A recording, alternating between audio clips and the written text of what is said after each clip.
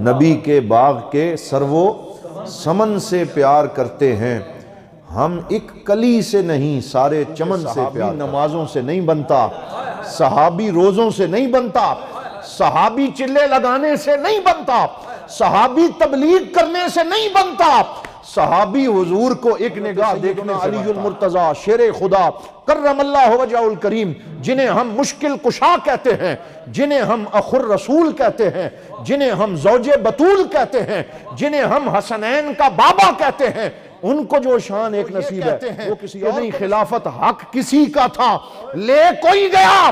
ارے تمہیں امت کی ایک بات یاد آ گئی، میرے پیر و مرشد ضیاء النبی میں لکھا، کہتے ہیں فرماتے ہیں جب میں وہاں گیا مجھے وہ منظر یاد آیا کہ اندر دونوں محب اور محبوب ہیں، عاشق اور معشوق ہیں، رج رج کے زیارت کر رہے ہیں کہ جس کبوتری نے نبی کی ناموس کی حفاظت کے لیے انڈے دیے تھے اللہ نے اسے معروف نہیں کیا۔ والصلاة والسلام علی سید الانبیاء والمرسلین سیدنا و مولانا و ملجأنا و مأوانا و حبیبنا و طبیب قلوبنا سیدنا و مولانا محمد المصطفیٰ صلی اللہ علیہ وسلم وعلى آلہ الطیبین الطاہرین وازواجہ الطاہرات امہات المؤمنین واصحابہ الہادین المہدیین واولیاء امتہ وعلماء ملتہ اجمعین، اما بعد فاعوذ باللہ من الشیطان الرجیم، بسم اللہ الرحمن الرحیم۔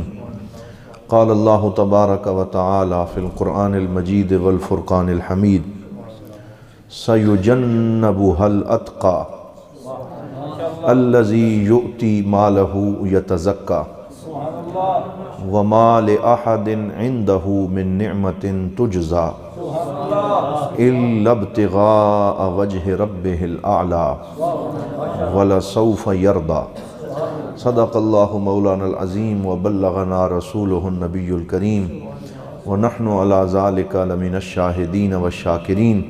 تمام احباب محبت سے مل کے ادب سے درود پاک پڑھیے۔ الصلاۃ والسلام علیکہ یا سیدی یا رسول اللہ، الصلاۃ والسلام علیکہ یا سیدی یا حبیب اللہ، الصلاۃ والسلام علیکہ یا رحمۃ للعالمین، وعلی آلک و اصحابک یا سیدی یا شفیع المذنبین و یا جد الحسن والحسین۔ بعد از حمد و صلاۃ لائق صد عزت و تکریم معزز و محتشم علماء کرام، بالخصوص جناب میزبان مکرم حضرت علامہ مولانا محمد عمران صاحب زید مجدہ، امام و خطیب جامع مسجد حاضہ، اور محترم المقام جناب برادر گرامی قدر علامہ محمد حیات سیالوی صاحب زید مجدہ، محترم المقام جناب علامہ محمد امیر صاحب، اور دیگر معزز و مقتدر علماء کرام، اور اس مسجد کی انتظامیہ کمیٹی کے صدر جناب محترم بابو شفقت حسین صاحب، وہ بھی جلوہ فرما ہے، اور دیگر جتنے بھی اس مسجد اور پروگرام کے انتظامیہ ہیں، میں سب کو یہ خوبصورت اور عظیم الشان خلیفہ اول یار غار مصطفیٰ یار مزار مصطفیٰ حضرت سیدنا صدیق اکبر رضی اللہ تعالی عنہ کی یاد میں بزم سجانے پر مبارکباد پیش کرتا ہوں۔ اللہ کریم ہماری حاضری اپنی بارگاہ میں قبول فرمائے، اور اس محفل پاک کی برکت سے اللہ تعالی ہمیں ظاہر و باطن کا تقوی عطا فرمائے، اور اللہ کریم ہمیں حضور صلی اللہ علیہ وآلہ وسلم کی ساری نسبتوں کا حیا کرنے اور ان کا احترام کرنے کی توفیق عطا فرمائے۔ ہم سنیوں کی یہ پہچان ہے، میں اکثر یہ بات کیا کرتا ہوں کہ نبی کے باغ کے سرو سمن سے پیار کرتے ہیں، نبی کے باغ کے سرو سمن سے پیار کرتے ہیں، ہم ایک کلی سے نہیں سارے چمن سے پیار کرتے ہیں۔ اللہ رب العزت نے ہمیں یہ شرف بخشا ہے کہ ہماری محبت اپنے پاک نبی کہہ دیجئے صلی اللہ علیہ وآلہ وسلم کے ساتھ ہے، اور پھر جو جو اس محبت کے دائرے میں آتا چلا جاتا ہے وہ ہمارے لیے محترم ہوتا چلا جاتا ہے۔ تو ہم اس میں نہ اپنے شخصی جو ہمارا مزاج ہے اسے نہیں دیکھتے، اور اپنی انٹینشنز کو نہیں دیکھتے، اپنی نیتوں کو اس میں داخل نہیں کرتے۔ ہم یہ دیکھتے ہیں کہ کس کس پہ نگاہ مصطفیٰ ہے اور اسی کو اپنے دل میں بساتے چلے جاتے ہیں۔ اللہ رب العزت نے ہمیں یہ شرف عطا فرمایا ہے کہ یہاں کوئی دو رخی پالیسی نہیں ہے، یہاں کوئی دوہرا معیار نہیں ہے، یہاں کوئی ڈویژن نہیں ہے، یہاں کوئی سلیکشن نہیں ہے، کوئی ڈیٹیکشن نہیں ہے، یعنی نہ کوئی جمع ہے اور نہ کوئی تفریق ہے، بلکہ ایک ہی ہماری نیت ہے کہ جو حضور کی نگاہ میں پیارا ہے وہ ہمارے دلوں کا قرار ہے، جو حضور صلی اللہ علیہ وسلم کے قریب ہے وہ ہمارا حبیب ہے، اور جس کو حضور کی نسبت نصیب ہو گئی ہم اس کا احترام کرتے ہیں، اور اللہ تعالی ہمیں یہ احترام کرتے رہنے کی توفیق عطا فرمائے۔ بہت ساری نسبتیں ہیں، نسبتوں کی ایک کہکشاں سجی ہوئی ہے، اور سرکار دو عالم صلی اللہ علیہ وسلم کے ساتھ جس کا تعلق ہے وہ لاجواب ہے۔ یہ جو بڑے لوگ ہوتے ہیں، عام بھی کوئی بڑا آدمی ہو، ہم تو سرکار تو وراء الورا ہیں، تو بڑے لوگوں کی ایک خوبی یہ ہوتی ہے جو مسلم ہے کہ بڑا کون ہوتا ہے، تو کہتے ہیں بڑا وہ ہوتا ہے جس کے پاس بیٹھنے والا کوئی بھی اپنے آپ کو چھوٹا محسوس نہ کرے۔ یہ بڑے کی پہچان ہے۔ بڑا کون ہوتا ہے کہ جس کے پاس بیٹھنے والا کوئی بھی اپنے آپ کو چھوٹا محسوس نہ کرے، بلکہ جو اس کے دامن میں آ جاتا ہے وہ اس کو بڑا بناتے چلے جاتا ہے۔ یہ ہر بڑے کی شان ہے، اور حضرت سیدنا داتا علی حجویری رحمۃ اللہ تعالی علیہ کے بارے میں حضرت خواجہ معین الدین چشتی اجمیری نے یہی پہچان بتائی تھی کہ گنج بخش فیض عالم مظہر نور خدا، ناقصاں را پیر کامل کاملاں را رہنما۔ کہا یہ وہ گنج بخش ہے، یہ وہ خزانے عطا کرنے والا ہے کہ جو اس کے پاس آتا ہے اسے خزانے ملتے ہیں، ناقص آئے تو کامل بن جاتا ہے، کامل آئے تو اکمل بن جاتا ہے۔ بولیے، کامل آئے تو اکمل بن جاتا ہے۔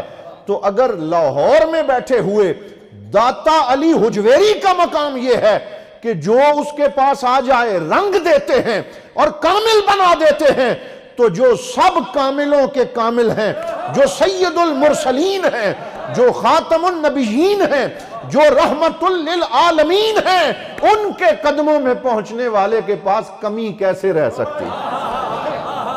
اس کا دامن کیسے خالی رہ سکتا ہے؟ اسی لیے ہم کہتے ہیں جو صحابی ہے وہ غوثوں ابدالوں سے اوپر ہے، وہ قطبوں سے اوپر ہے۔ کوئی آدمی ساری زندگی سجدے کرتا رہے، ٹکرے مارتا رہے، چلے کرتا رہے، کوئی آدمی صحابی کے مقام تک پہنچ سکتا نہیں، کیونکہ صحابی نمازوں سے نہیں بنتا، صحابی روزوں سے نہیں بنتا، صحابی چلے لگانے سے نہیں بنتا، صحابی تبلیغ کرنے سے نہیں بنتا، صحابی حضور کو ایک نگاہ دیکھنے سے بنتا، صحابی دیدار مصطفیٰ سے بنتا ہے۔ تو جو حضور کی بارگاہ میں پہنچ گیا وہ باقی سب سے بلند ہوتا چلا گیا۔ جو سرکار کے پاس آیا حضور نے اسے رنگ دیا، اور کسی نے حضور کی بارگاہ میں پھر اپنے آپ کو چھوٹا محسوس نہ کیا۔ ایک بڑی خوبصورت حدیث پاک ہے ترمذی شریف میں، حضور صلی اللہ علیہ وسلم نے سارے اپنے صحابہ کو یہ شان ان کی بیان فرمائی نا کہ میں نے انہیں کیا عطا فرمایا، تو حضور سارے بیٹھے ہوں گے، حضور صلی اللہ علیہ وسلم نے فرمایا ان ارحم امتی بے امتی ابا بکر، فرمایا میری امت میں سب سے زیادہ رحم کرنے والا، شفقت کرنے والا ابو بکر ہے، اور پھر فرمایا وَأَشَدُّهُمْ فِي أَمْرِ اللَّهِ وَأَشَدَّهُمْ فِي أَمْرِ اللَّهِ عمر، اور فرمایا اللہ کے معاملے میں سب سے زیادہ سخت میرا عمر ہے، وَأَكْثَرُهُمْ حَيَاءً عثمان، اور سب سے زیادہ حیا والا عثمان ہے، وَأَقْدَاهُمْ علی، اور سب سے بڑا جسٹس اور قاضی میری امت کا علی شیر خدا ہے، یہ قاضی ہے، اس کو سب سے بڑا جسٹس بناتا ہوں۔ اور پھر ساتھ ہی فرمایا وَأَقْرَاهُمْ أُبَيُّ بْنُ كَعْبٍ، اور فرمایا میری امت کا سب سے بڑا قاری ابی ابن کعب ہے۔ اور پھر فرمایا وَأَعْرَفُهُمْ بِالْحَلَالِ وَالْحَرَامِ مُعَاذُ بْنُ جبل، فرمایا حلال و حرام کو سب سے زیادہ جاننے والا معاذ ابن جبل ہے۔ وَأَمِينُ الْأُمَّةِ ابو عبیدہ بن الجراح، فرمایا میری امت کا امین ابو عبیدہ ابن الجراح ہے۔ اور پھر فرمایا وَأَفْرَدَهُمْ زید بن ثابت، اور فرمایا میری امت میں سب سے زیادہ وراثت کے مسائل جاننے والا زید بن ثابت ہے۔ تو ہر ایک کی الگ الگ ڈائمنشن بیان فرمائی، انہیں کہا یہ ملٹی ڈائمنشنل ہیں، یہ کثیر الجہات ہیں، کہیں صدق زیادہ ہے، کہیں اخلاص زیادہ ہے، کہیں شجاعت زیادہ ہے، کہیں علم زیادہ ہے، کہیں تقوی زیادہ ہے، کہیں جو ہے وہ حلال و حرام کی معرفت زیادہ ہے، کہیں وراثت کا علم زیادہ ہے، کہیں امانت کا علم زیادہ ہے۔ جس طرف چشم محمد کے اشارے ہو گئے، جتنے ذرے سامنے آئے ستارے ہو گئے۔ جس طرف چشم محمد کے اشارے ہو گئے، جتنے ذرے سامنے آئے ستارے ہو گئے۔ اور حفیظ جالندری رحمت اللہ تعالی علیہ نے شاہنامہ اسلام میں یہ ارشاد فرمایا کہ خود نہ تھے جو راہ پر اوروں کے ہادی بن گئے، خود نہ تھے جو راہ پر اوروں کے ہادی بن گئے، کیا نظر تھی جس نے مردوں کو مسیحا کر دیا۔ جو سرکار کی بارگاہ میں پہنچا اللہ تعالیٰ نے اسے شانے اور کمالات عطا فرمائے۔ تو جزوی کمالات ہر ایک کو دیکھیں تو بندہ سمجھتا ہے کہ اس سے بڑا کوئی نہیں، یہ جزوی کمالات ہیں، ہر ایک کی اپنی شان ہے، وہ اگر میں بیان کرتا چلا جاؤں تو آپ حیران رہ جائیں گے۔ حرام ابن ملحان حضور صلی اللہ علیہ وسلم کے ایک صحابی ہیں، ابو داؤد شریف میں ان کے بارے میں یہ روایت ہے کہ غزوہ کرتے ہوئے سب سے پہلے سمندر کے اندر انہوں نے سفر کیا، اور جب وہ زخمی ہوئے جنگ کرتے ہوئے تو اپنے ہی خون سے چلو بھرتے، اور چلو بھر بھر کے ایسے اچھالتے اور پھر کہتے فزت برب الکعبہ، رب کعبہ کی قسم میں حضور کی غلامی میں کامیاب ہو گیا۔ یہ بات کرتے تو کہتے ہیں سب سے پہلے یہ جملہ کہنے والی ہستی کا نام حضرت حرام ابن ملحان ہے۔ بعض میں بہت سارے صحابہ نے اس جملے کو استعمال کیا، تو یہ الگ شان ہے جو انہیں حاصل ہے، کسی اور کو حاصل نہیں۔ اسی طرح حضرت سیدنا علی المرتضیٰ شیر خدا کرم اللہ وجہہ الکریم، جنہیں ہم مشکل کشا کہتے ہیں، جنہیں ہم اخر رسول کہتے ہیں، جنہیں ہم زوج بطول کہتے ہیں، جنہیں ہم حسنین کا بابا کہتے ہیں، ان کو جو شان ایک نصیب ہے وہ کسی اور کو نصیب نہیں ہے۔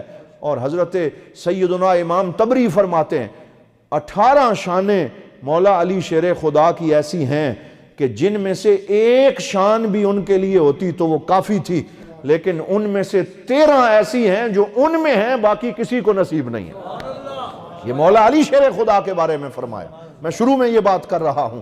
اور ان میں سے ایک یہ ہے، آپ جانتے ہیں حضور صلی اللہ علیہ وسلم نے فرمایا کل میں جھنڈا اسے دوں گا جو اللہ سے پیار کرتا ہے، اللہ اس سے پیار کرتا ہے، وہ اللہ کا پیارا ہے، اللہ کا محبوب ہے۔ ساری رات صحابہ انتظار کرتے رہے کہ یہ جھنڈا کسے ملے گا، کون خوش نصیب ہوگا جس کو سرکار کی طرف سے اللہ کی محبت کی سند ملنے والی ہے، ڈگری ملنے والی ہے۔ صبح اللہ کا کرنا یہ ہوا کہ سارے آ گئے، حضرت علی کوئی نہیں آئے، حضرت علی نہیں آئے، سارے آ گئے۔ اگر حضرت علی بھی آ جاتے تو کوئی یہ کہہ سکتا تھا کہ وہ تو آئے ہوئے تھے تو اتفاقی طور پہ ان کو مل گئی، لیکن یہ ان کا نہ آنا اس کی حکمت یہ تھی تاکہ یہ بتایا جائے کہ اتفاقی نہیں ملی، چن کے بلایا گیا ہے، چن کے بلایا گیا ہے۔ حضور نے سب پہ نظر ڈالی، فرمایا این علی ابن ابی طالب، علی ابن ابی طالب کدھر ہیں؟ یا رسول اللہ فی عینیہ رمد، ان کی آنکھوں میں آشوب چشم ہے۔ فرمایا جاؤ جیسے بھی ہیں ان کو بلا کے لانا تمہارا کام ہے، ٹھیک کرنا ہمارا کام ہے۔ تو اٹھا کے لایا گیا، حضور کی بارگاہ میں پیش کیا گیا۔ تو حضور صلی اللہ علیہ وآلہ وسلم نے اپنا لعاب دہن مولا علی کی آنکھوں سے لگایا، شفا یاب ہو گئے، بیماریاں درست ہو گئیں، اور حضور صلی اللہ علیہ وسلم نے فرمایا اے علی تجھے مبارک ہو، اللہ نے حکم دیا ہے کہ آج جھنڈا مولا علی کے ہاتھ میں دیا جائے۔ تو حضور صلی اللہ علیہ وسلم نے ان کو جھنڈا عطا فرمایا اور فرمایا سیفتح اللہ علی یدیک، آج اللہ تعالیٰ فتح تیرے ہاتھوں پہ عطا فرمائے گا۔ تو انہیں جھنڈا دیا گیا۔ تو میں کہتا ہوں جس کو جو شان دی گئی، سنی وہ ہے جو ایک کی شان بیان کرتے ہوئے دوسرے کی شان چھپاتا نہیں ہے، سنی وہ ہے جو کھلے دل سے سب کی شانوں کو تسلیم کرتا ہے۔ یہ سنی کی پہچان ہے۔ ہم کسی کی شان گھٹاتے نہیں ہیں، بلکہ جس کو جو شان اللہ نے دی وہ کھلے دل سے بیان کرتے ہیں۔ تو میں کہا کرتا ہوں مولا علی کو سرکار نے جھنڈا دیا، میرے ساتھ مل کے بولو ذرا، مولا علی کو سرکار نے جھنڈا دیا، ہم مانتے ہیں، لیکن یہ بھی مانو مولا علی کو جھنڈا دیا ہے، صدیق اکبر کو مسلح دیا ہے۔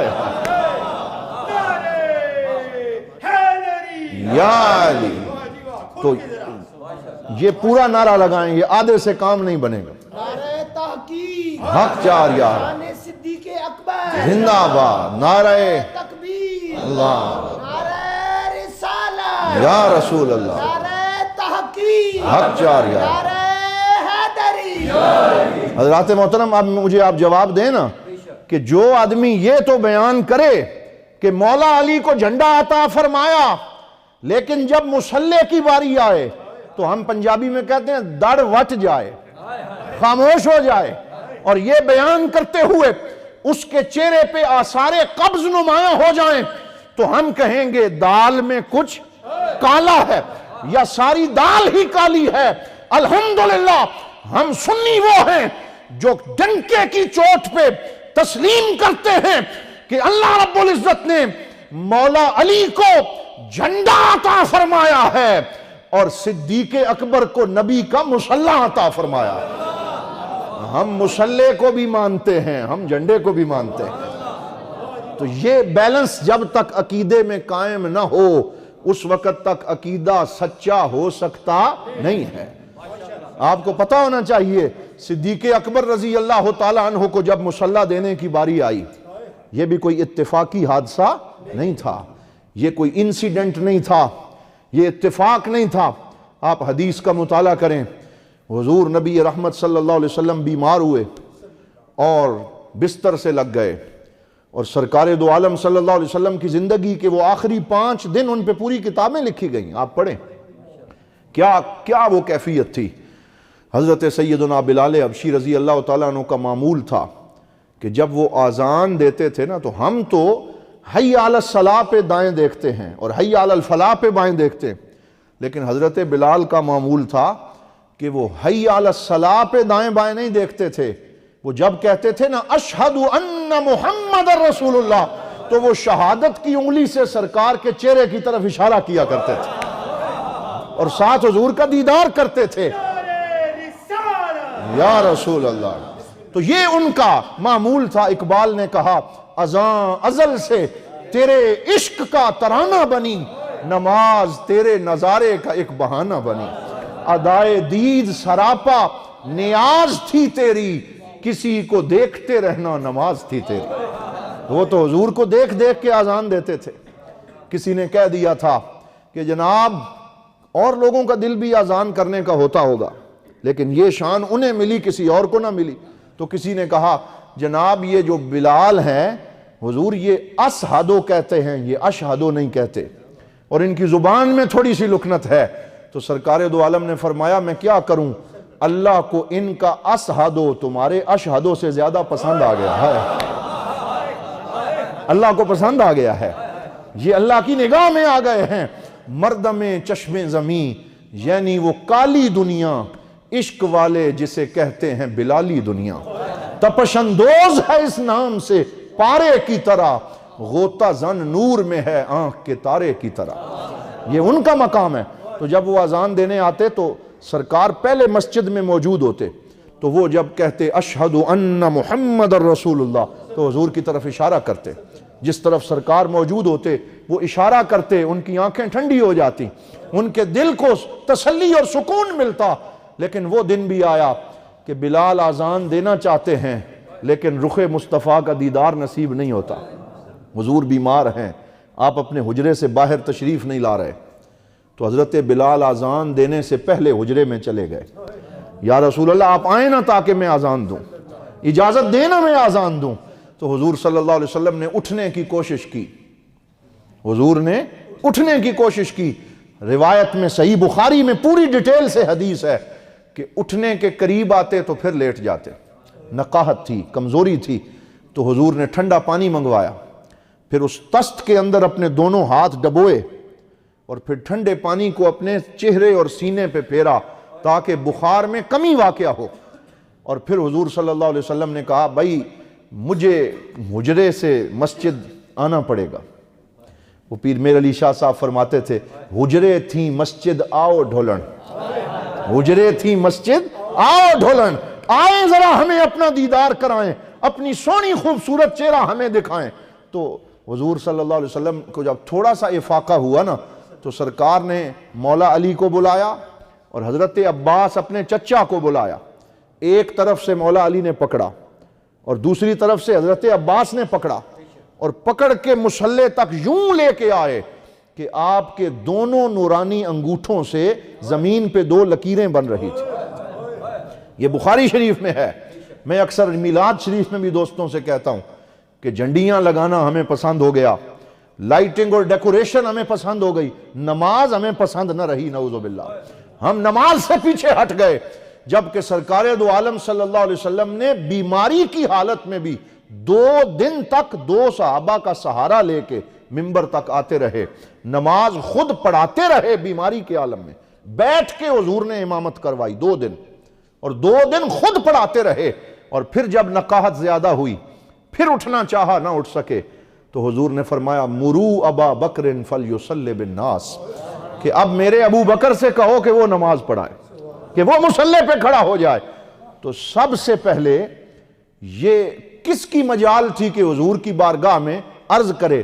خود حضرت صدیق اکبر کی بیٹی نے عرض کیا، سیدہ عائشہ صدیقہ نے عرض کیا کہ یا رسول اللہ ان ابی رجل اسیف اے حزین، کہ یا رسول اللہ میرے والد گرامی بہت دکھی طبیعت کے ہیں، جب آپ کو مصلی پہ نہیں دیکھیں گے وہ نماز نہیں پڑھا سکیں گے، ان سے قرات نہیں ہو سکے گی، اس لیے آپ کسی اور کو کہہ دیں، حضرت عمر کو کہہ دیں، مولا علی شیر خدا کو کہہ دیں، کسی اور کو حکم فرما دیں، میرے باپ کو امامت کا حکم نہ دیں۔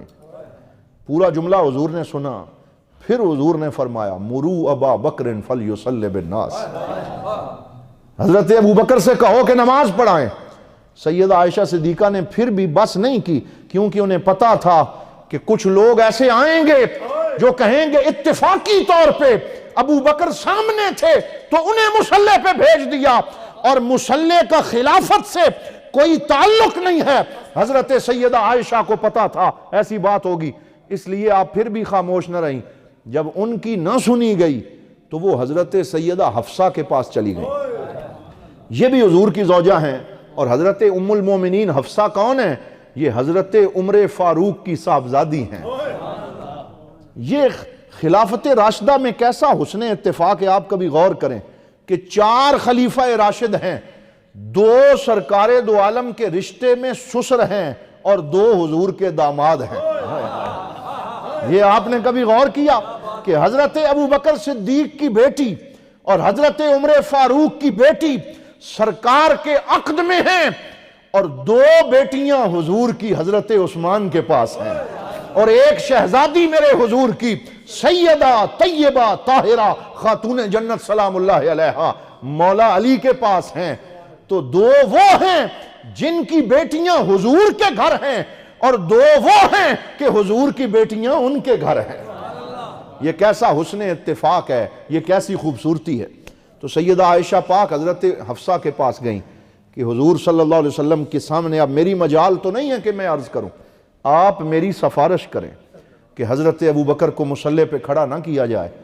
تو سیدہ حفصہ آ گئیں اور بیماری کی حالت میں انہوں نے پھر حضور سے ریکویسٹ کر دی کہ یا رسول اللہ عائشہ جو کہہ رہی ہے اس پہ غور فرمائیں۔ اب دیکھیں یہ کتنی اس پہ یعنی کتنی گفتگو ہوئی ہے، کتنا ڈیبیٹ ہوا ہے۔ اب سرکار نے کیا فرمایا؟ حضور صلی اللہ علیہ وسلم نے ارشاد فرمایا اِنَّ كُنَّ صَوَاحِبُ یوسف، کہ تم تو حضرت یوسف کے دور کی بیویوں کی طرح میرے ساتھ بات کر رہی ہو، جیسے وہ باتیں کرتی تھیں مصر کی خواتین، تم نے ایسے میرے سامنے آرگومنٹ کرنا شروع کر دیا ہے اور مجھے مشورے دینے شروع کر دیے۔ پھر حضور اٹھ کے بیٹھ گئے اور جلال کی حالت میں جو جملہ کہا، میں سمجھتا ہوں وہ جملہ شان صدیق اکبر پہ مہر لگا گیا، افضلیت پہ مہر لگا گیا۔ سرکار نے کیا فرمایا؟ فرمایا اب اللہ ان یصلی بالناس الا ابو بکر، فرمایا یاد رکھو ابو بکر کو مصلی پہ کھڑا کرنے کا فیصلہ یہ مجھ محمد کا فیصلہ نہیں ہے، یہ محمد کے خدا کا فیصلہ ہے۔ اللہ اکبر، یا رسول اللہ، حق چار یار، صدیق اکبر زندہ آباد۔ صدیق اکبر نے گستاخیت لعنت بے شمار، نعرہ تحقیق، حق چار یار۔ نعرہ حیدری۔ تو حضرات محترم، یہ جو آپ کے سامنے میں نے جملہ رکھا ہے، اس میں سے اگر کوئی میری اپنی بات ہو تو یہ ریکارڈنگ ہو رہی ہے، آپ سن رہے ہیں، یہ سارا کا سارا آپ کے سامنے صحیح بخاری کا ترجمہ پیش کیا ہے، اپنی کوئی بات نہیں ہے، زبان میری ہے بات ان کی، انہی کے مشرب کی کہہ رہا ہوں، زبان میری ہے بات ان کی، یہ بات ان کی، یہ رات ان کی، یہ رات انہی کے نام ہے، اور ہم حدیث پاک کا ترجمہ پیش کر رہے ہیں۔ پھر حضرت سیدنا صدیق اکبر مصلی پہ آئے، اور ذرا وہ واقعہ بھی یاد رکھیں، ادب کیا ہے صدیق اکبر کی ذات میں، ادب مصطفیٰ صلی اللہ علیہ وسلم کا عالم کیا ہے۔ یہ کچھ مہینے پیچھے چلے جائیں، وصال کے ایام سے کچھ مہینے پیچھے چلے جائیں، حضور صلی اللہ علیہ وسلم ٹھیک ٹھاک ہیں، اور آپ کسی وفد سے ملاقات کرنے مدینہ پاک سے تھوڑا باہر تشریف لے گئے، ایک وفد آیا ہے، ایک ڈیلیگیشن آیا ہے، اور حضور ان سے ملاقات کرنے گئے ہیں، پیچھے سے نماز ظہر کا وقت ہو گیا ہے، اور کافی انتظار کیا کہ آپ آئیں اور نماز پڑھائیں، لیکن جب عصر کا وقت قریب آنے لگا اور ظہر کی نماز کے فوت ہونے کا اندیشہ پیدا ہونے لگا، تو سارے صحابہ نے کہا یا ابا بکر، اے حضور صلی اللہ علیہ وسلم کے یار غار، اے سرکار کے صدیق صحابی، آپ ہمیں ظہر کی نماز پڑھا دیں۔ تو حضور حضرت ابو بکر مصلی پہ کھڑے ہو گئے، پیچھے سارے صحابہ کھڑے ہو گئے، اور ابھی 2 رکعتیں پڑی تھیں اور تیسری رکعت کا قیام جاری تھا، اور آپ قیام میں تھے، پیچھے صحابہ کھڑے تھے، صدیق اکبر کو آقا کی خوشبو آ گئی، پتہ چل گیا کہ حضور آ رہے ہیں، سرکار تشریف لا رہے ہیں، ہوا کی خوشبو بتا رہی ہے وہ آ رہے ہیں، وہ آ رہے ہیں، سرکار آ رہے ہیں، راستے صاف بتاتے ہیں کہ آپ آتے ہیں، ہم تو محفل کو سجاتے ہیں کہ آپ آتے ہیں، چاند تاروں میں نصیر آج بڑی ہلچل ہے، یہی آثار بتاتے ہیں کہ آپ آتے ہیں۔ آپ جہاں سے گزرتے تھے راستے مہک اٹھتے تھے، خوشبو آتی تھی، حضرت صدیق صحابہ کو پتا چلا، فَبَدَأُوا يُصَفِّقُونَ فِي الصَّلَاةِ، یعنی نماز میں بولنے کا حکم تو نہیں ہے، لیکن نماز میں اگر امام کو توجہ دلانی ہو تو یہ طریقہ سکھایا گیا، اسے تصفیق کہتے ہیں، یعنی یہ تالی نہیں ہے، تالی تو ایسے ہوتی ہے کہ نماز میں اگر امام کو توجہ دلانی ہے تو 2-3 دفعہ تصفیق کریں، اسے عربی میں تصفیق کہتے ہیں۔ تو جب صحابہ کو پتا چلا کہ سرکار تشریف لے آئے ہیں، فَبَدَأُوا يُصَفِّقُونَ، تو وہ تصفیق کرنے لگے، اور حضرت ابو بکر صدیق کو پتا چل گیا کہ سرکار آ گئے ہیں، انہوں نے نماز کے اندر ہی پیچھے ہٹنا شروع کر دی، اور حضور صلی اللہ علیہ وسلم صفوں کے درمیان سے نماز کے اندر آگے آئے۔ مجھے حیرت ہوتی ہے ان لوگوں پہ جنہوں نے لکھ دیا نماز میں نبی کا خیال آ جائے تو نماز نہیں ہوتی۔ ارے تمہاری نمازیں کیسی ہیں جو حضور کے خیال سے ٹوٹتی ہیں؟ صحابی کی نماز اور ہے، وہابی کی نماز اور ہے۔ صحابی وہ ہے جن کی نماز حضور کے خیال سے مزید پکی ہوتی چلی جاتی، وہ مزید پختہ ہوتی چلی جاتی۔ تو وہ حضور تشریف لائے، حضرت صدیق اکبر نے پیچھے ہٹنا شروع کر دی، سرکار نے فرمایا علا رسلے کا علا محلے کا، اے ابو بکر اپنی جگہ پہ رہو، نماز پڑھاتے رہو، لیکن آپ نے ہاتھ باندھے رکھے اور سر نیچے رکھا، پیچھے ہٹتے رہے۔ حضور نے پھر کہا ابو بکر کھڑے رہو، آپ پھر پیچھے ہٹتے رہے۔ اب منظر کیا بن گیا؟ سرکار دو عالم صلی اللہ علیہ وسلم آگے تشریف لے گئے، حضرت ابو بکر چند سٹیپ پیچھے تھے اور باقی سارے صحابی پیچھے تھے۔ یہ دنیا کی انوکھی نماز ہے کہ حضرت ابو بکر صدیق حضور کی اقتداء کر رہے تھے اور سارے صحابہ ابو بکر کی اقتداء کر رہے تھے۔ اس طرح نماز مکمل ہوئی کہ سرکار امامت کر رہے ہیں، ابو بکر اقتداء کر رہے ہیں اور صحابہ ابو بکر کی اقتداء کر رہے ہیں۔ اس طرح نماز مکمل ہوئی۔ حضور نے سلام پھیرا تو حضور صلی اللہ علیہ وسلم نے فرمایا کہ اے ابو بکر، جب میں نے تمہیں کہا تھا کہ تم نماز مکمل کرو، تم نے میرا حکم کیوں تسلیم نہیں کیا؟ یہ سوال پوچھا کہ تو نے میرا حکم کیوں تسلیم نہیں کیا؟ میں نے کہا تھا نماز پڑھاؤ، میں پیچھے پڑھ لیتا ہوں۔ صدقے اور قربان جائیں صدیق اکبر کے جواب کے، کیا جواب دیا؟ کہا ما کان لابن ابی قحافہ ان یصلی بین یدی رسول اللہ، اپنا نام نہیں لیا، کہا ابو قحافہ کے بیٹے کی یہ جرت نہیں ہے کہ وہ حضور کے آگے کھڑا ہو کے نماز پڑھا سکے۔ ہائے ہائے ہائے ہائے، کیا ادب ہے، کیا عشق ہے، کیا ادائیں ہیں۔ حسن والوں کو یہ انداز سکھائے نہیں جاتے، یہ ان کو خود آ جاتے ہیں۔ کہا اپنا نام نہیں لیا، کہا ابو قحافہ کے بیٹے کی یہ جرت نہیں ہے کہ وہ حضور صلی اللہ علیہ وسلم کے آگے کھڑا ہو کے نماز پڑھا سکے۔ مجھے ہوش کب تھا رکوع کا، مجھے کیا خبر تھی سجود کی، تیرے نقش پا کی تلاش تھی جو میں جھک رہا تھا نماز میں۔ ہمیں کیا پتا تھا نماز کیا ہوتی ہے، ہمیں کیا پتا تھا رکوع کیا ہوتا ہے؟ یا رسول اللہ، یہ تو آپ کے قدموں کی برکت سے پتا چلا ہے، ہماری جرت کیا ہے کہ ہم آپ کے آگے کھڑے ہو سکیں؟ یہ ادب مصطفیٰ ہے، یہ عشق مصطفیٰ ہے صلی اللہ علیہ وسلم۔ اب یہاں ایک اور نقطہ جو شروع میں نے آیات پڑھی ہیں ان کی طرف آتا ہوں، توجہ فرمائیں۔ قرآن فرماتا ہے حضرت ابو بکر صدیق کی شان، فرمایا وَسَيُجَنَّبُهَا الْأَتْقَى، کہ قیامت کے دن بہت سے لوگوں کو آگ میں ڈالا جائے گا، بہت سے لوگوں کو آگ میں ڈالا جائے گا۔ یسلن نار کے لفظ ہیں، آگ میں ڈالے جائیں گے، آگ میں جھونکے جائیں گے۔ اور پھر ساتھ ہی فرمایا وَسَيُجَنَّبُهَا الْأَتْقَى، لیکن اسے آگ کے بہت دور رکھا جائے گا، اسے آگ کے بولے نظر بہت دور رکھا جائے گا۔ کسے؟ جو اتقا ہے۔ جو کون ہے؟ سارے بولے میرے ساتھ، جو اتقا ہے۔ اب میں آپ سے پوچھتا ہوں یہ اتقا کون ہوتا ہے؟ علماء تو جانتے ہیں، آپ ذرا غور کریں، یہ سوال سے بات ذرا سمجھ آتی۔ السؤال نصف العلم، سوال آدھا علم ہے۔ میں آپ سے سوال کرتا ہوں یہ اتقا کا کیا مطلب ہے؟ قرآن نے کہا بہت سارے لوگ، بہت سارے، اللہ سب کو آگ سے نجات عطا فرمائے، کہا بہت سارے آگ میں ڈالے جائیں گے، لیکن جو اتقا ہے اسے آگ سے بہت دور رکھا جائے گا، اسے جنت کی بہاروں میں رکھا جائے گا۔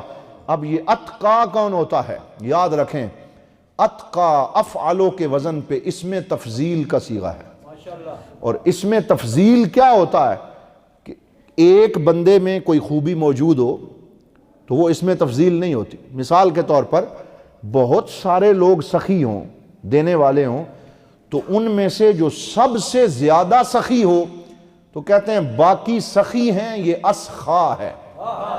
سمجھے بات؟ باقی سخی ہیں اور یہ کیا ہے؟ اسخا ہے۔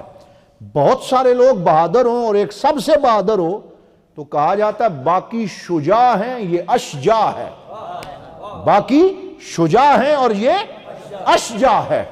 بہت سارے لوگ عالم ہوں اور ایک سب سے بڑا عالم ہو تو کہا جاتا ہے باقی سارے عالم ہیں اور یہ اعلم ہے۔ یہ کیا ہے؟ اعلم ہے۔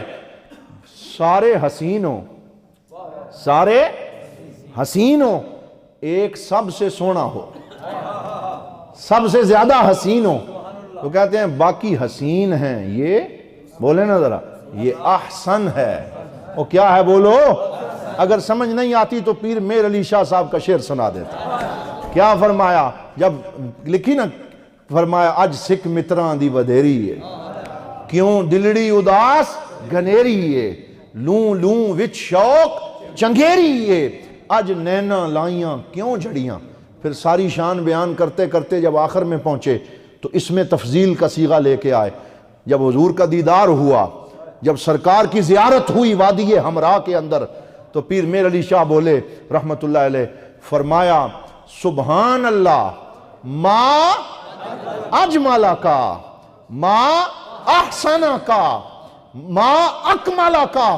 کہا صدقے جاؤں یا رسول اللہ، آپ کے دنیا میں بڑے حسین ہیں، آپ احسن ہیں. دنیا میں بڑے کمال والے ہیں، آپ اکمل ہیں. دنیا میں بڑے جمال والے ہیں، آپ اجمل ہیں. کیا فرمایا؟ آپ اجمل ہیں، آپ احسن ہیں، آپ اکمل ہیں. تو لوگوں یاد رکھو، جب کسی کو سب سے پہلا نمبر دینا ہو تو اس کے لیے اس میں تفضیل کا صیغہ لایا جاتا ہے. یہ قاعدہ یاد رکھیں. جب کسی کو بولے نا سب سے پہلا نمبر دینا ہو تو پھر کون سا قاعدہ لایا جاتا ہے؟ یہ جو آج کل نمبروں کے چکر میں ہیں کہ فلاں کا پہلا نمبر اور فلاں کا دوسرا نمبر. آؤ نا ذرا قرآن سے جواب دے کے دکھاؤ. قرآن کہتا ہے اگر پہلا نمبر دیکھنا ہے تو اس میں تفضیل کا صیغہ ابو بکر کے لیے استعمال کیا گیا. باقی سارے متقی ہیں، صدیق اکبر اتقا ہے. باقی سارے متقی ہیں اور صدیق اکبر کیا ہیں؟ اتقا ہیں. گزشتہ دنوں جب 22 جمادی الثانی آئی تو میرا ایک فیس بک کا پیج ہے، اس پہ میں نے، یہ لوگ فیس بک کے پیج بناتے ہیں، کوئی دال دلیا دکھانے کے لیے بناتا ہے، کوئی یہ کمائی کرنے کے لیے کہ میں ہانڈی بنا رہا ہوں وہ کمائی کرتا ہے، اور کوئی بیوٹیشن بن کے فیس بک کا پیج بناتا ہے. میں سمجھتا ہوں علماء کرام کو فیس بک کے اس پلیٹ فارم کو دین کی ترویج و اشاعت کے لیے استعمال کرنا چاہیے. ایک پلیٹ فارم ہے. بعض علماء کہتے ہیں نہیں جی دکھلاوا ہو جائے گا، ریاکاری ہو جائے گی. وہ بھائی جہاں ہزاروں لوگ فحاشی اور عریانی پھیلانے میں لگے ہوئے ہیں، وہاں تم چراغ جلانے کی کوشش کرو، وہاں تم نور پھیلاؤ. احمد فراز نے کہا تھا شکوے ظلمت شب سے تو کہیں بہتر ہے اپنے حصے کی کوئی شمع جلاتے جاؤ. اپنے حصے کا کام کرو. جن کے پاس فیس بک پیج ہیں وہاں پہ دال دلیا دکھانے کے بجائے، دیگر فضول چیزیں شیئر کرنے کے بجائے خیر کی بات لکھا کرو، خیر کی بات بھیجا کرو. حضور صلی اللہ علیہ وسلم نے فرمایا خیر کی بات کسی کو بتانا صدقہ جاریہ ہے. خیر کی بات کسی کو بتانا صدقہ جاریہ ہے. تو میں نے فیس بک کے اپنے پیج پہ لکھا کہ حضرت صدیق اکبر کی شان اور آپ کی ولادت، آپ کو ملنے والی شانیں لکھیں. 2 پیج لکھے. تو نیچے لوگوں نے کمنٹ کیا، کوئی بندہ تھا اس نے نیچے اپنا ساڑھ نکالا. یہ لوگ ساڑھ بھی نکالتے ہیں. جلتے کن لوگوں کے ساتھ ہیں کہ آسمان کی طرف دیکھ کے کچھ کرو گے تو اپنے منہ پہ آئے گا، انہیں تو کچھ نہیں ہوگا. تو کہنے لگا آپ نے صدیق اکبر لکھا ہے، صدیق تو مانتے ہیں، اکبر کہاں سے نکالا ہے؟ یہ میرے پیج پہ آج بھی وہ کمنٹ موجود ہے کہ صدیق تو ہے، اکبر کہاں سے نکالا؟ میں نے کہا پڑھو سیجنبھل اتقا. اتقا کا معنی کیا ہے؟ کہ باقی سارے تقوی والے ہیں، جس کا تقوی میں پہلا نمبر ہے اس کا نام صدیق اکبر ہے. یہ پہلا نمبر میں نے اور آپ نے نہیں دیا، یہ رب کے قرآن نے دیا ہے. بولو کس نے دیا ہے؟ رب کے قرآن نے دیا. اب میں آپ کے سامنے اتقا کے 4 معنی بیان کرنے لگا ہوں. بولیے کس کے؟ اتقا کے 4 معنی. یہ کس نے بیان کیے ہیں؟ اعلیٰ حضرت عاشقوں کے امام احمد رضا خان فاضل بریلوی رحمت اللہ تعالی علیہ. آپ نے 30 جلدوں پہ مشتمل فتاوی رضویہ لکھی. کتنی جلدیں ہیں؟ آج اگر کوئی بندہ 10 صفحے کی کتاب لکھ لے نا تو وہی خوشی سے پھولا نہیں سماتا. احمد رضا خان، امام احمد رضا خان فاضل بریلوی نے صرف جو فتوے لکھے ہیں وہ 30 جلدوں پہ مشتمل ہیں. وہ 30 جلدیں ایک کمرے میں رکھی جائیں تو پورا کمرہ بھر جاتا ہے. اتنا ضخیم کام اس بندے سے اللہ نے لیا ہے. اللہ نے لیا ہے، اللہ لینے والا ہے. اس میں ایک پورا رسالہ انہوں نے لکھا ہے. پورا رسالہ. رسالے کا موضوع کیا ہے؟ الزلال الانقا فی سبقتیت الاتقا. پورا رسالہ 100 صفحہ عربی زبان کے اندر. کتنا صفحہ؟ 100 صفحہ عربی زبان کے اندر اعلیٰ حضرت نے لکھا اور اس کا معنی کیا ہے کہ یہ صاف ستھرا پانی ہے جو اتقا کا معنی بیان کرنے کے لیے ہے. الزلال الانقا فی سبقتیت الاتقا، صرف اتقا کے معنی پر عربی کے 100 صفحے کا رسالہ اور پوری کتاب لکھی، جس کا جب اردو ترجمہ کیا گیا تو 250 صفحات پہ پورے کا پورا گوگل پہ موجود ہے، آپ سرچ کر سکتے ہیں، ڈاؤن لوڈ کر سکتے ہیں. آپ نے فرمایا کہ یہ جو فرمایا اتقا، تو اتقا کے لواز، جب اتقا کو جو اتقا کا انکار کرے گا وہ قرآن کا انکار کرے گا، اور قرآن کا انکار کرنا کفر ہے. سارے بولو ذرا، قرآن کا انکار کرنا کفر ہے. جو قرآن کا انکار کرے وہ کافر ہو جائے. تو فرمایا قرآن نے حضرت ابوبکر صدیق کو اتقا فرمایا.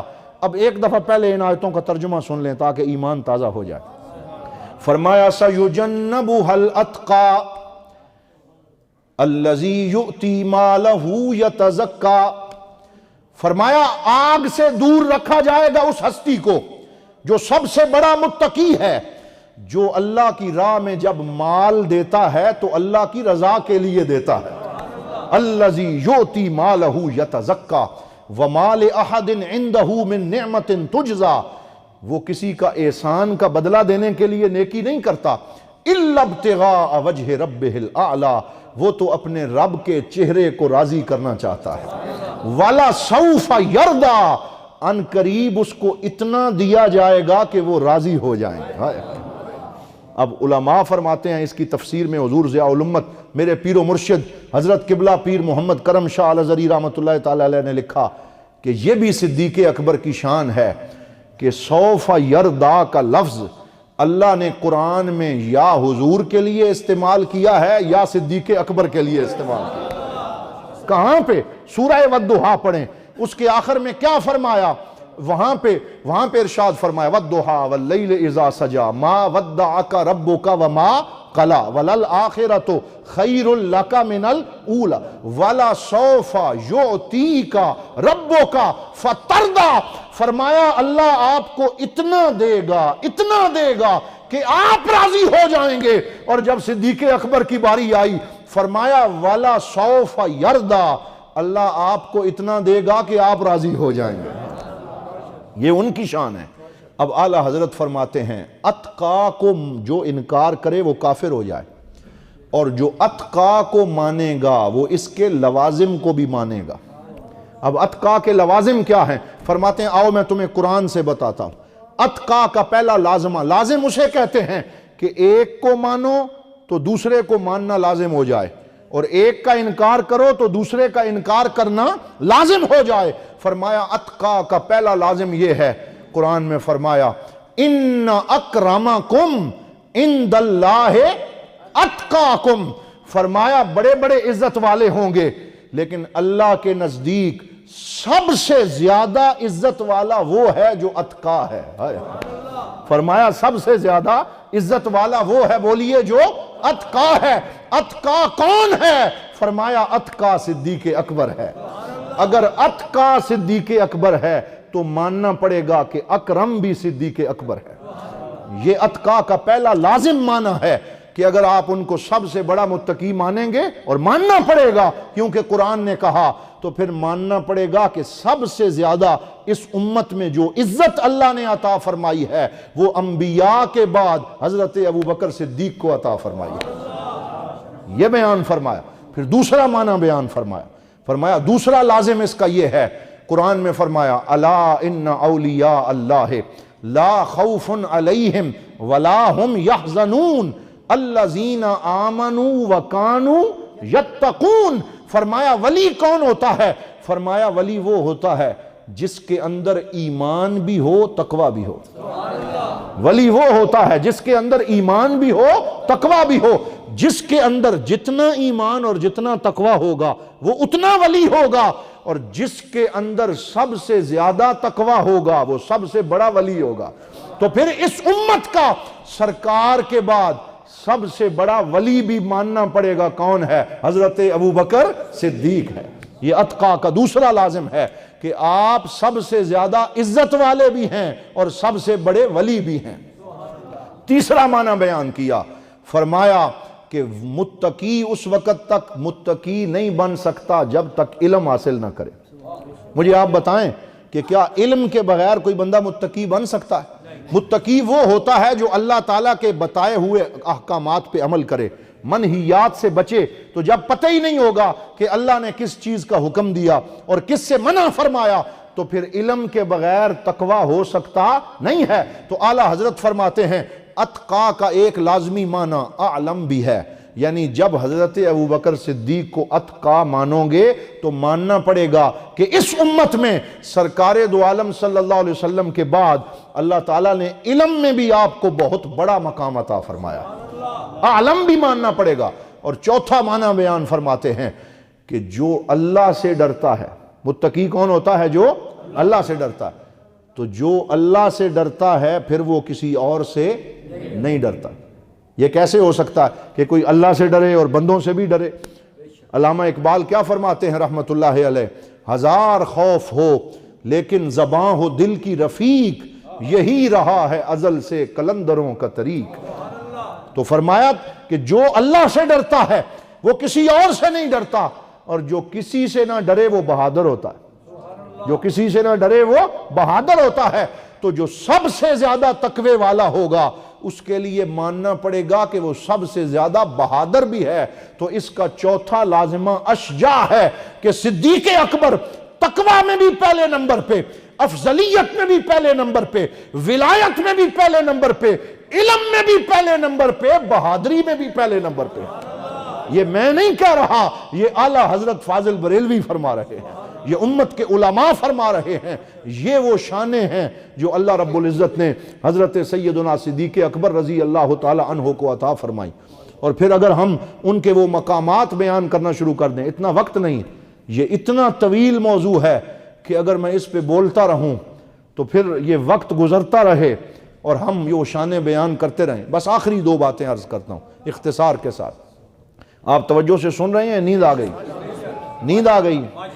ایک نعرہ لگا دیں، اللہ اکبر، یا رسول اللہ، حق چار یار۔ ایک روایت اور سامنے آ گئی، وہ سن لیں۔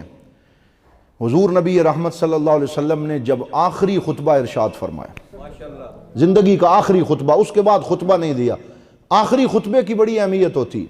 وہ کیونکہ وہ انسان کی فائنل ورڈنگ ہوتی ہے، وہ وصیت ہوتی ہے۔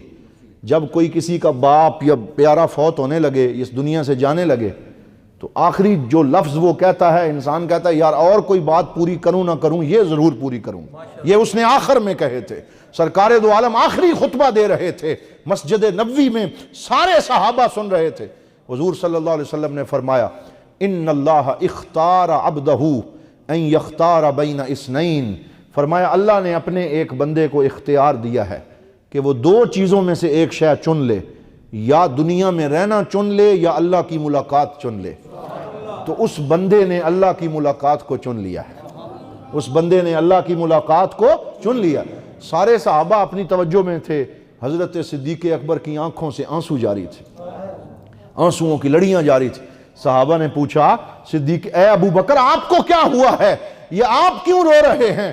کہا یہ جو بندہ آپ فرما رہے ہیں اس بندے سے کوئی اور بندہ مراد نہیں ہے بلکہ حضور اپنی بات کر رہے ہیں، یہ جانے کا وقت ہے اور حضور اشارہ دے رہے ہیں کہ جدائی کا وقت آ گیا ہے۔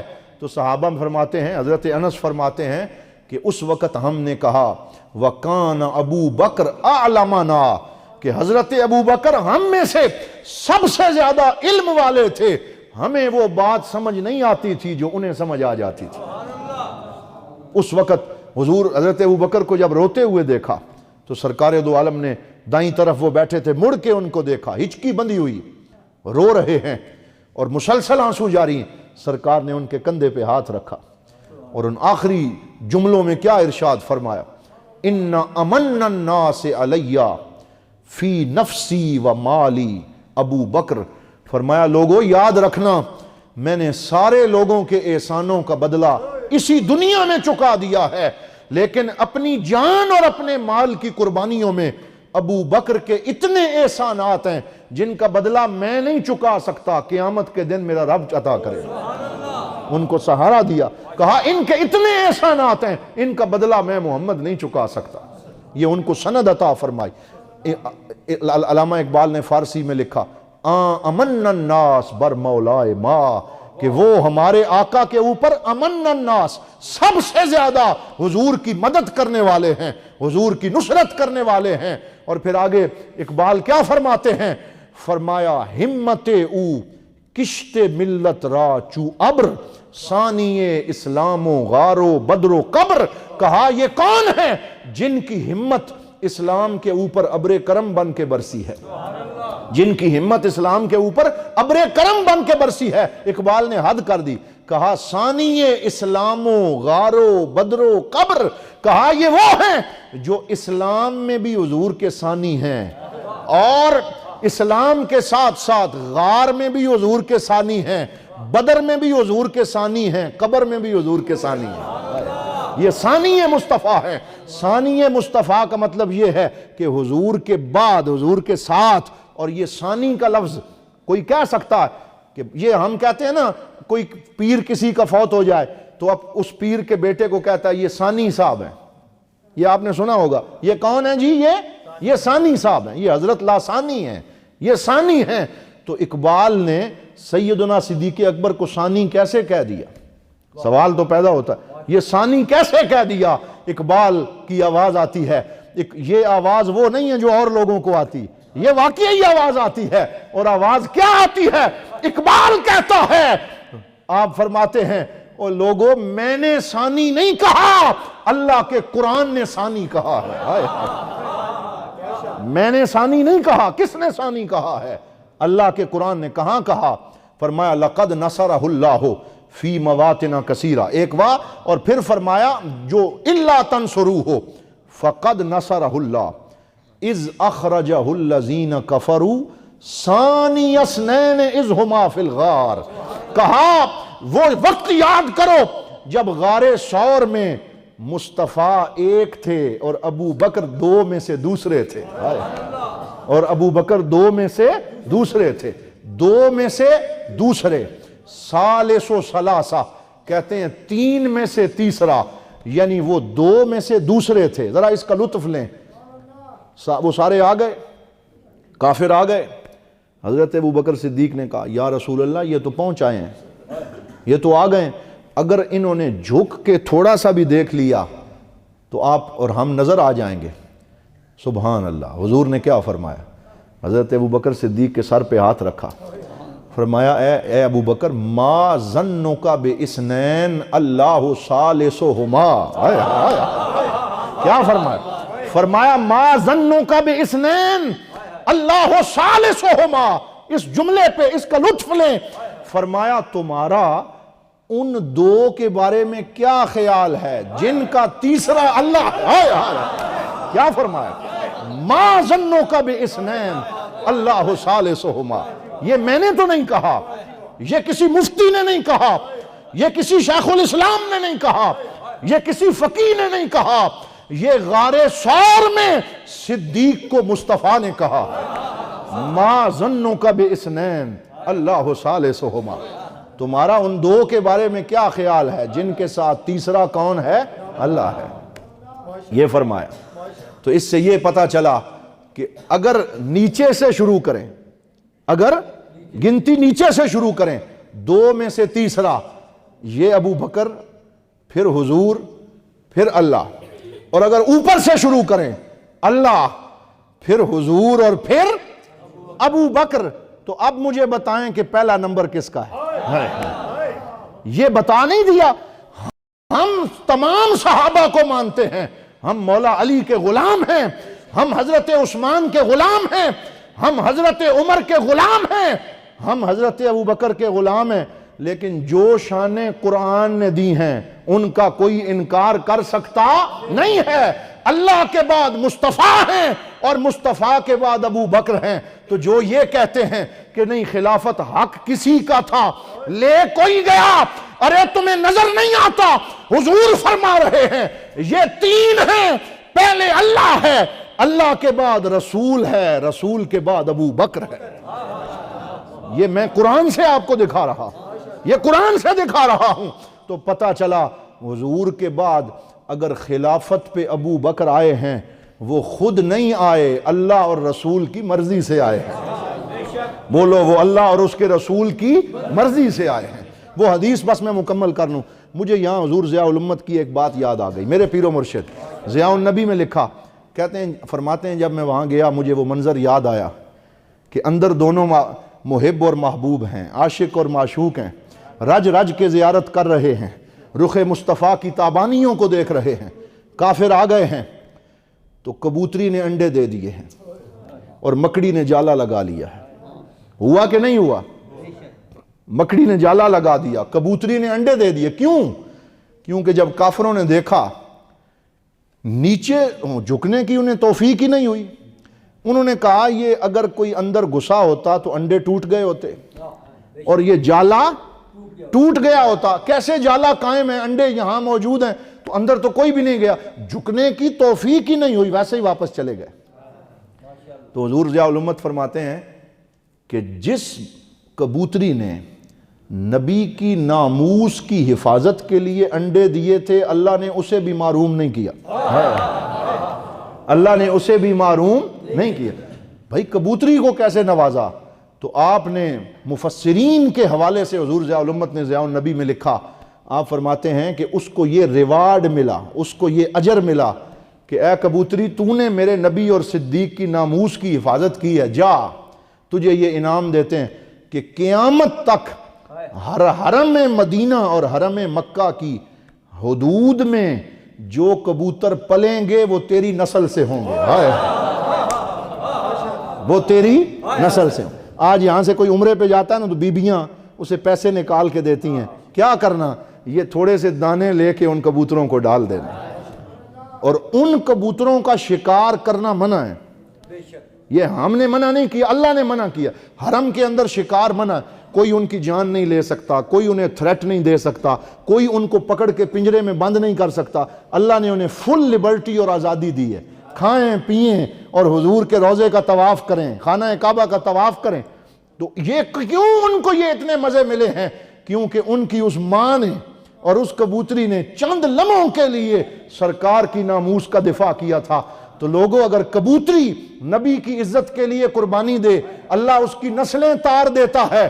اگر غازی علم الدین قربانی دے تو اس کی شان کا عالم کیا ہوگا؟ اگر غازی ممتاز قادری قربانی دے تو اس کی شان کا عالم کیا ہوگا؟ نبی کی ناموس کی تحفظ کرنے والا، اس کا ذکر کبھی بھی مٹتا نہیں ہے۔ تو حضرت سیدنا صدیق اکبر کے بارے میں حضور نے یہ فرمایا، بس یہ حدیث مکمل، 2 جملے رہ گئے۔ پھر فرمایا لو کنت متخذا خلیلا لاتخذت ابا بکر خلیلا۔ اور لوگوں یاد رکھنا، خلیل کہتے ہیں جگری دوست، یعنی جس کو بندہ صرف اپنے لیے کر لے اور دنیا کو کسی کو دیکھنے نہ دے، بالکل سب کے لیے بند کر دے، یہ صرف میرا ہے بس، سراؤنڈنگ ایریا۔ تو کہا کہ اگر میں نے دنیا میں مجھے خلیل بنانے کی اجازت مل جاتی نا تو میں ابو بکر کو اپنا خلیل بنا لیتا، وَلَكِنَّ خَلِيلَا یا اللہ، لیکن میں کیا کروں، مجھے اجازت نہیں ہے، میرا خلیل میرا اللہ ہے۔ فرمایا میرا اللہ میرا خلیل ہے، میں اس کا خلیل ہوں۔ اور حضرت ابو بکر یعنی حضرت سیدنا رسول اللہ صلی اللہ علیہ وسلم نے ایک ترازو میں اللہ رب العزت کی محبت اور دوسری طرف حضرت ابو بکر صدیق کو رکھا اور فرمایا کہ اللہ کی اجازت ہوتی تو میں انہیں خلیل بناتا۔ اب خلیل میں نے اللہ کو بنایا ہے، لیکن اللہ کے بعد اس جہان میں اگر کوئی میرا پیارا ہے تو وہ ابو بکر صدیق ہے۔ اب یہاں علماء نے جو جملہ لکھا آخر میں تحفے کے طور پہ لے جائیں، باقی گفتگو پھر کبھی ہوگی۔ کیا جملہ لکھا؟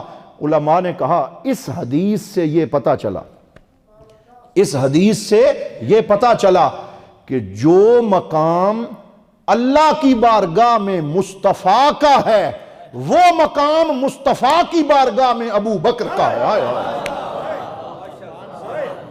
جو مقام اللہ کی بارگاہ میں حضور کا ہے وہ مقام حضور کی بارگاہ میں ابو بکر کا ہے. بس اس سے آگے اور کچھ کہنا ممکن نہیں ہے.